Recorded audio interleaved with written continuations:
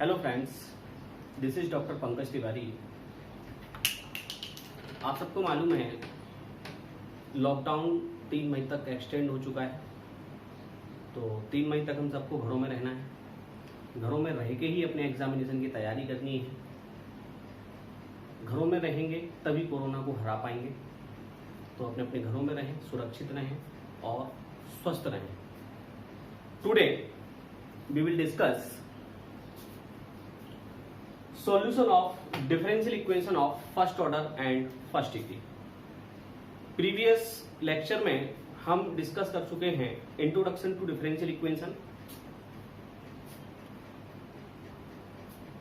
उस टॉपिक में हमने आपको डिफरेंशियल इक्वेशन क्या होती है उसके बारे में बताया, ऑर्डर डिग्री कैसे फाइंड आउट करते हैं, क्या होती हैं उसके बारे में डिस्कस किया। फिर हमने formulation of ordinary differential equation के बारे में आपको बताया। जैसा कि हम पहले डिस्कस कर चुके हैं कि यहाँ डिफरेंशियल इक्वेशन हमें ऑर्डिनरी और पार्शियल दोनों पढ़नी है। तो अभी हम स्टार्ट कर रहे हैं ordinary differential equation of first order. इसमें हम आपको बताना जा रहे हैं कि solution of differential equation of first order and first degree. First order और फर्स्ट डिग्री की जो डिफरेंशियल इक्वेशन होगी, जो ऑर्डिनरी डिफरेंशियल इक्वेशन होगी, उसको सॉल्व करने के कुछ स्टैंडर्ड मेथड यहाँ दिए हुए हैं जो कि हमें इस टॉपिक के में हमें डिस्कस करते हैं। तो सबसे पहला मेथड जो हमें डिस्कस करना है वो है हमारा वेरिएबल्स सेपरेबल। बहुत इंपॉर्टेंट है वेरिएबल्स सेपरेबल। वैसे 12th का टॉपिक है वेरिएबल सेपरेबल। इसको पढ़ने के बाद हमें ये पढ़ना है कि इसको रिड्यूस कैसे करते हैं इस फॉर्म में, तो reducible to variable separable form. फिर हम डिस्कस करने जा रहे हैं होमोजेनियस डिफरेंशियल इक्वेशन, इसका भी रिड्यूसेबल फॉर्म पढ़ेंगे। तीसरा हमें पढ़ना है एग्जैक्ट डिफरेंशियल इक्वेशन, इसकी भी रिड्यूसेबल फॉर्म हमें पढ़नी है। चौथा हम जो पढ़ने जा रहे हैं वो है linear differential equation of first order, और इसकी भी रिड्यूसेबल फॉर्म हमें पढ़नी है जो कि हमारी होती है बर्नौलीज इक्वेशन। इससे रिलेटेड क्वेश्चन भी एग्जाम में कई बार पूछा जाता है। तो बेटा ये तो हमारे 4 फॉर्म है, 4 हमारे स्टैंडर्ड मेथड हैं जो हमें डिस्कस करने हैं। तो सबसे पहले हम डिस्कस कर लेते हैं वेरिएबल्स सेपरेबल। तो फ्रेंड्स हम डिस्कस करने जा रहे हैं वेरिएबल सेपरेबल, हमारा पहला मेथड है। तो हम आपको वर्किंग स्टेप्स से स्टार्ट करते हैं। तो the given differential equation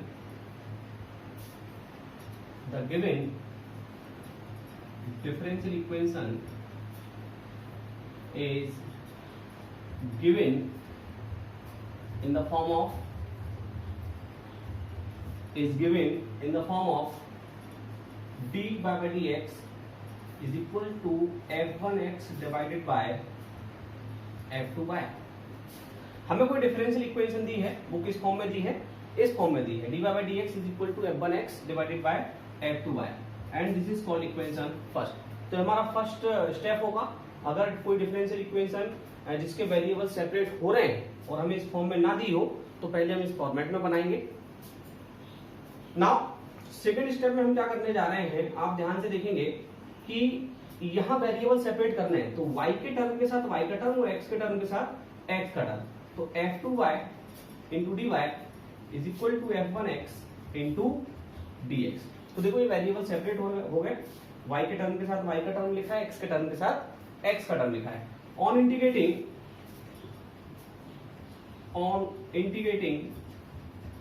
both the sides. Next step में हमें क्या करना है, दोनों का इंटीग्रेशन, दोनों साइड्स हमें क्या करना है, इंटीग्रेशन। तो लिखेंगे integration of f2y dy is equal to integration of f1x dx।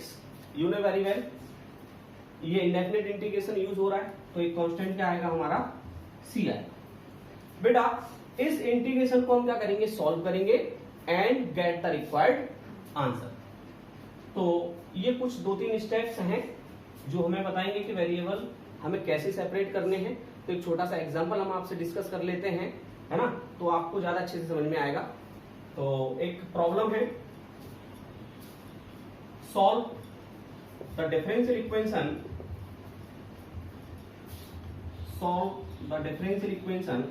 और डिफरेंशियल इक्वेशन दी है dy by dx is equal to 1 plus y square divided by 1 plus x square.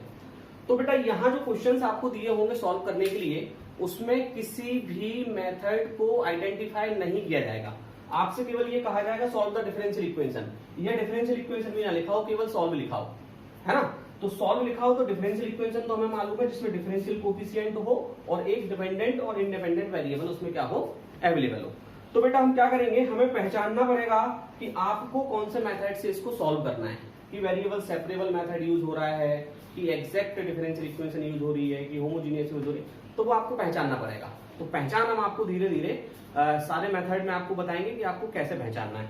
तो यहाँ आप देखें, सबसे पहले हम वेरिएबल सेपरेट करने जा रहे हैं, तो y का टर्म y के साथ और x का टर्म x के साथ लिख सकते हैं, क्योंकि देखो ये इक्वेशन जो है इस फॉर्मेट में लिखी है। तो हम देखो इसको जो है सेपरेट करेंगे, तो इसमें हम लिख सकते हैं dy divided by 1 plus Y square और इज इक्वल टू इस x का टर्म इस तरफ ले जाएंगे तो dx और divided by 1 plus X square, and this is called equation first. On integrating both the sides, on integrating both the sides, जब हम दोनों साइड इंटीग्रेशन करेंगे तो आप ध्यान से देखेंगे, जब इंटीग्रेशन कर रहे हैं तो ये होगा integration of 1 upon 1 plus Y square D Y is equal to integration of 1 upon 1 plus X square into D X, और इंडेफिनिट इंटीग्रल यूज हो रहा है, तो मतलब यहाँ एक कांस्टेंट क्या आएगा हमारा, c आएगा, है ना। तो आप देखो 1 अपॉन 1 प्लस वाई स्क्वायर होता है tan inverse y is equal to, ये होगा आपका tan इनवर्स x प्लस हम c को लिख सकते हैं tan इनवर्स c, क्योंकि c इज अ कांस्टेंट, और अगर हम c1 इसको लिख दें तो c1 is equal to tan inverse c, constant है तो आप कांस्टेंट को tan log किसी के फॉर्म में लिख सकते हो। तो इसको हम बेटा जरा और सॉल्व कर ले, वैसे तो आप इसको भी आंसर लिख सकते हैं, लेकिन आप जरा सॉल्व कर ले। सॉल्व हो रहा है tan inverse y minus tan inverse x is equal to tan inverse c।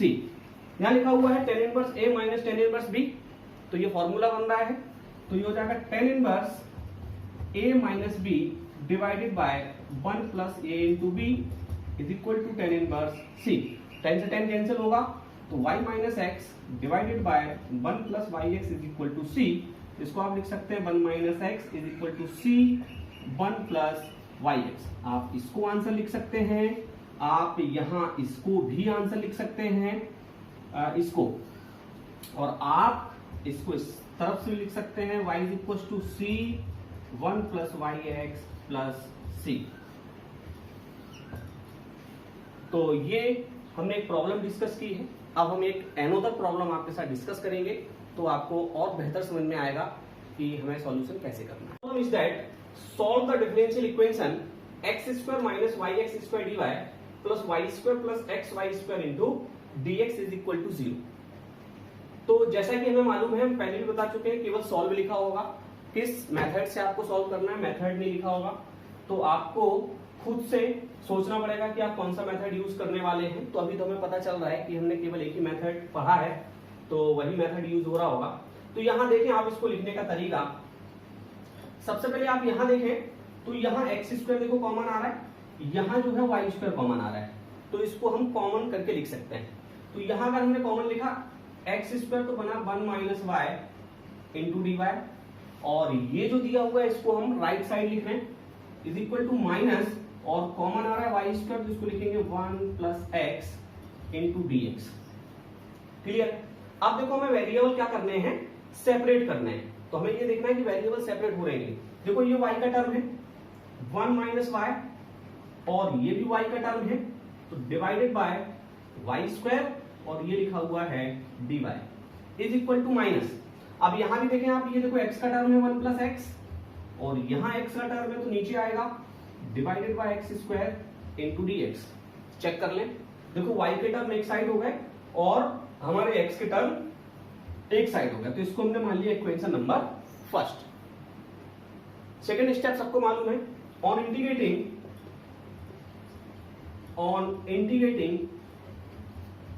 Both the sides, हम दोनों साइड क्या करेंगे, इंटीग्रेशन करेंगे, और इंटीग्रेशन करते करते हम इसको थोड़ा सा सॉल्व भी कर लेंगे। देखो जब हम इंटीग्रेशन कर रहे हैं तो 1 अपॉन वाई स्क्वायर होगा, माइनस वाई से वाई कैंसिल होगा, तो इसको लिखेंगे 1 upon Y into D Y is equal to minus sign of the integration 1 upon X square होगा, और यहां जो लिखा हुआ है x तो हो जाएगा 1/x इंटू dx और एक कांस्टेंट हमारा आएगा c।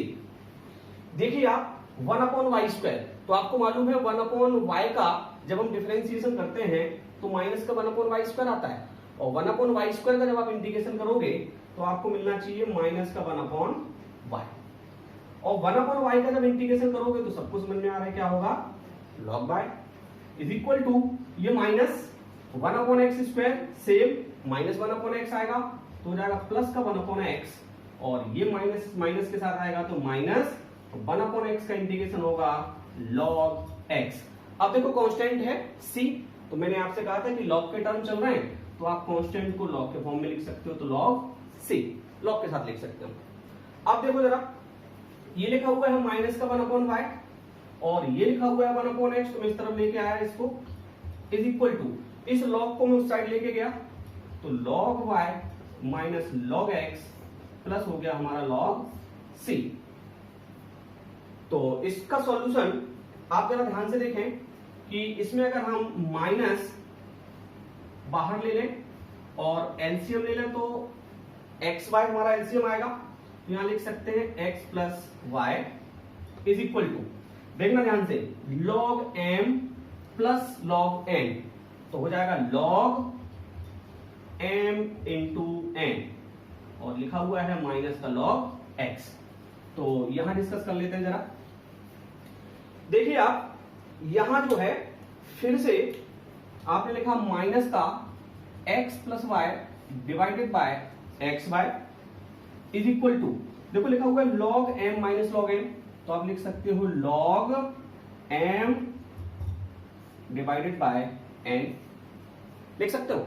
अब देखो यहां लिखा हुआ है log, तो आपको मालूम है कि आप इसको लिख सकते हो e की power minus x plus Y divided by X Y is equal to y into C divided by x।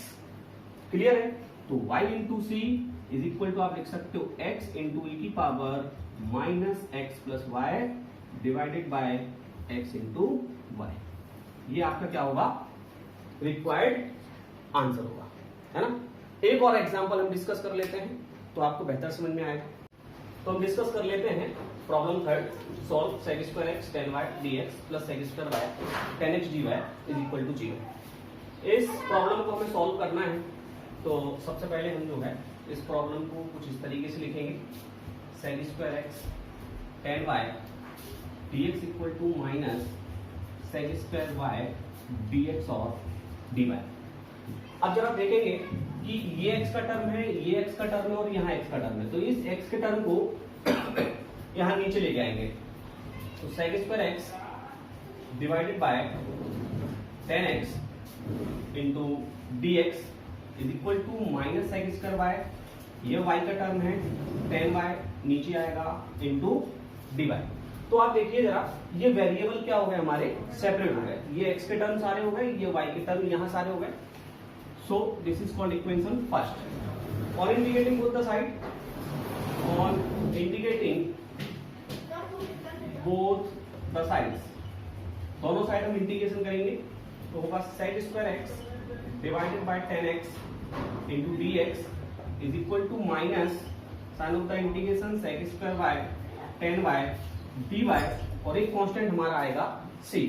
अब देखो इसको इंटीग्रेशन बहुत आसान है, 10x को हम t मान लेंगे, जब 10x को t मानेंगे तो इसका डिफरेंशिएशन होगा sec² x इंटू dx, तो कुल मिला के इसको हम लिखेंगे 1/t और 1/t का डिफरेंशिएशन होगा हमारा, सॉरी 1/t का इंटीग्रेशन हमारा होगा log t और log t को हम लिख सकते हैं log 10x, तो ये हो जाएगा log 10x equal to minus ये भी क्या होगा log 10y और कांस्टेंट c को भी हमने log के फॉर्म में लिख दिया। यहां देखिए आप इसको लिख सकते हैं log 10x plus log 10y is equal to log c। तो देखो ये फॉर्मूला बन रहा है log m plus log n, इसको हम लिख सकते हैं log m into n equal to log c।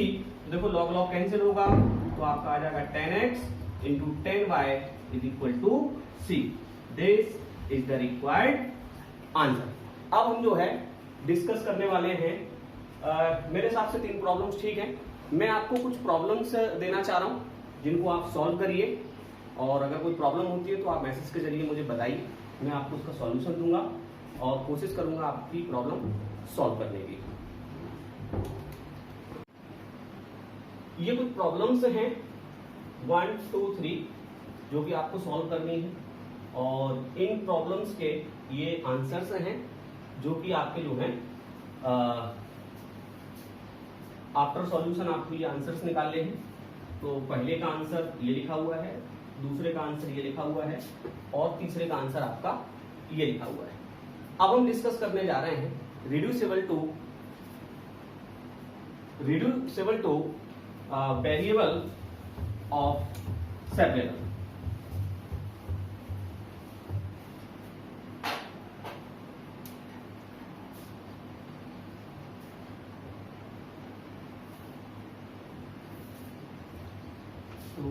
Variable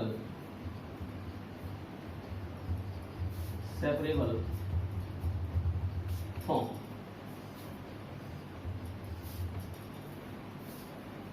मैं आपको एक एग्जांपल्स के जरिए समझाता हूं कि ऐसे क्वेश्चंस आपको कैसे करने हैं। जैसे दिया हो x माइनस वाई का whole square dy by D X is equal to 1, और एक क्वेश्चन आपको दिया हो dy by D X is equal to sine X plus Y plus cos X plus Y.